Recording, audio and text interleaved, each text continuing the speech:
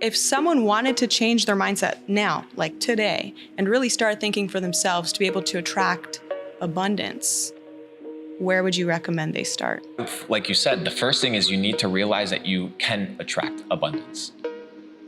You can't chase money. You cannot chase abundance.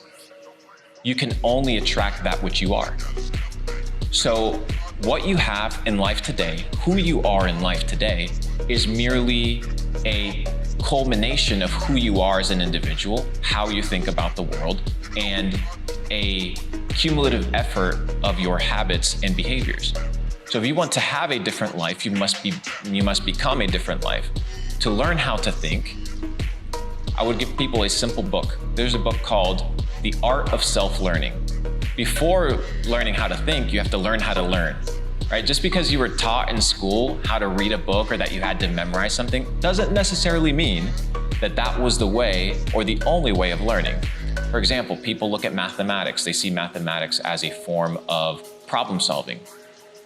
But what if mathematics is not a form of problem solving? What if it's just a language and you study these things as a language and you develop it as a language skill? So maybe you just have to learn differently. Once you develop your ability to learn differently, the first question you need to consistently ask in any realm of life is why? So for example, if I'm sitting down, and I've had the privilege of sitting down with I think about 6 to 8 billionaires in my life, most of my questions comprise themselves from the original question. So let's say I ask somebody, hey, how did you grow up as a kid and what was your background look like? Okay, and how did you become successful?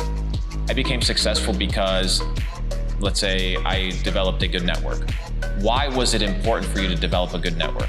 Well, it was important for me to develop a good network because it allowed me to get into the right room. Why was it important for you to get into the right room?